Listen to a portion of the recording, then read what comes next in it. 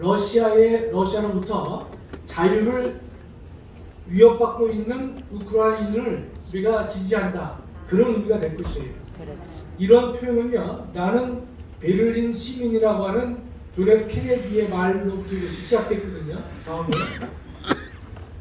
1963년도에 서베를린, 여러분 우리가 과거에 독일을 보면 서독과 동독으로 나눠져 있었잖아요.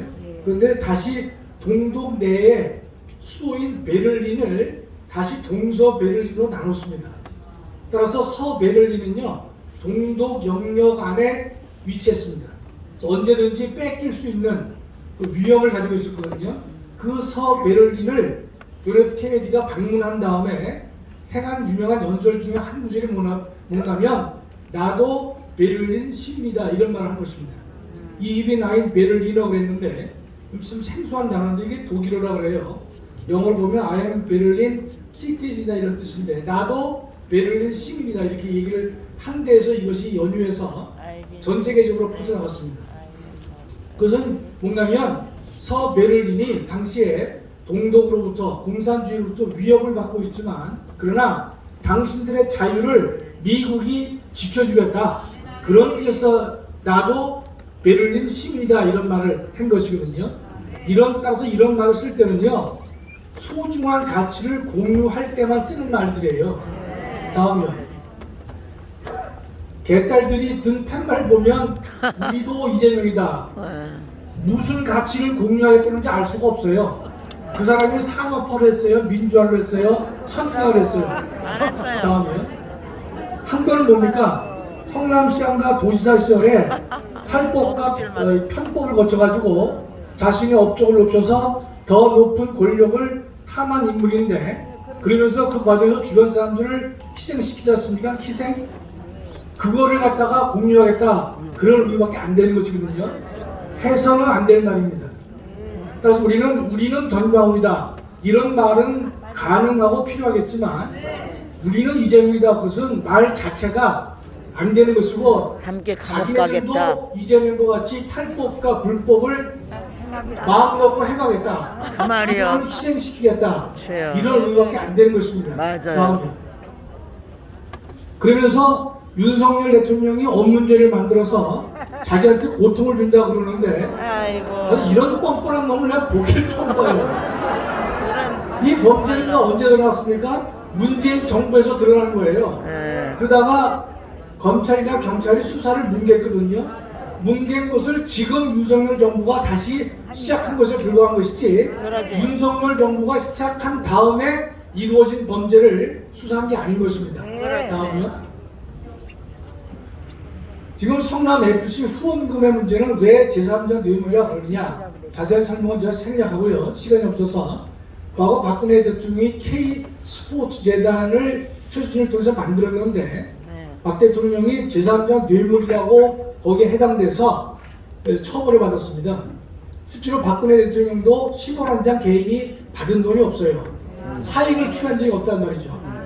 그런데 이재명도 자기도 개인적으로 돈을 찾고 간 게 없다고 그래요. 그러나 성남FC 후원금은 박근혜 K재단과 구조가 똑같습니다. 두산과 네이버가 부정 청탁을 했죠. 용도 변경을, 아니 예컨대 병원 부지를 상업 용지로 바꿔주면 돈 못 벌 놈이 어디 있습니까? 병원 부지로 묶여있는 땅을 상업 용지로 바꿔주면 그때 돈을 버는 구조란 말이죠. 광고비를 냈지만 그 형식이죠. 지나치게 큰 후원금을 광고비 명목으로 낸 것에 불과하기 때문에 그런 것입니다. 다음이요. 변호사비 대납을 잠깐 말씀 올리면, 예전에 이명박 대통령이요, 삼성으로부터 60억 변호사비를 대납받았다는 이유로 17년 형을 선고받았습니다. 저게 왜 이렇게 많은가면요, 이게 이제 뇌물이 1억이 넘어가면 기하급수적으로 형량이 많아지는 것입니다. 그러면 선거법 재판에서 23억 원의 변호사비를 대납을 받았는지 안 받았는지 몰라요. 모르지만 그 당시에 호화 변호인단이 구성되어서 이재명을 도와줬거든요. 이번에 성남시청 갔을 때는 어떻습니까? 단 한 명밖에 없단 말이죠. 왜냐면 자기 돈으로 내야 되는 거예요. 이것은 이 야당 대표의 자격으로 수사를 받는다면 민주당에서 돈을 대주겠지만 야당 대표로 문제 간 것이 아니고 본인의 개인 비리로 가는 것이에요. 그러면 한 명밖에 못 쓰는 이유가 대장동 저수지에서 돈이 지금 끌어올 수가 없죠. 그러니까 한 명만 한 겁니다. 한 명만. 김성태가 기욱하면 전모가 밝혀지겠지만 23억을 받았다라고 단정할 수 없지만 안 받았다라고 보기에도 상당히 매우 석연치 않습니다. 다음이요. 이재명과 측근들의 문제인데 과거에 이회창 한나라당 대표가요 차떼기 사건으로 엄청나게 어려움을 겪었습니다. 그럴 때 이회창도 처음에 부인하다가 자신의 부하인 재정국장이 구속되니까 이회창은 나와서 국민들에게 사과했습니다. 무릎 꿇고 사죄한다. 모든 책임은 나에게 있다라고 얘기를 한 사람이 이회창입니다. 그러나 이재명이는요 사건이 터질 때마다 그 사람 누군지 모른다는 거예요. 김용하고 정진상 구속되니까 나는 너의 결격을 믿는다. 여러 가지 복잡한 사인을 주고 있는 것이죠. 야구 감독이 뛰는 야구 선수에게 주는 이 사인보다 더 복잡한 사인을 주고 있는 것이에요. 다음이요. 이점에 석사 논문만 말씀드릴게요. 2005년도에 지방자치 부정부패의 극복 방안에 관한 연구를 해서 가천대학에서 석사를 받았어요. 근데 이 인간이 글은 잘 썼어요. 왜냐면 이런 지방정치의 부패가 왜 생기느냐? 진단은 지방의 정치가들과 부당한 이익을 도모하는 자가 합작하면 이런 부정이 생긴다고 그랬어요. 진단을 정확히 했죠. 그렇죠? 석사 논문 지금 진단이 정확해요. 그리고 어떤 방법으로 부정부패가 드러나겠느냐? 유형을 보니까 허위사실 유포, 불법 정치자금 수수, 지역개발 인허가 관련 배임이나 횡령. 지가 한 거 똑같아요. 순서대로 나열합니다. 허위사실 공표적으로 좀 기소됐죠? 불법 정치자금, 지역개발 인허가 관련 배임 횡령. 사전에 공부를 다 한 거예요, 이 인간이.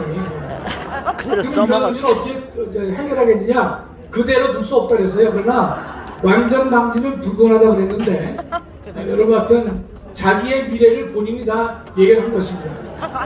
저 주강사가 오셨기 때문에 오늘 여기까지 마치겠습니다. 감사합니다.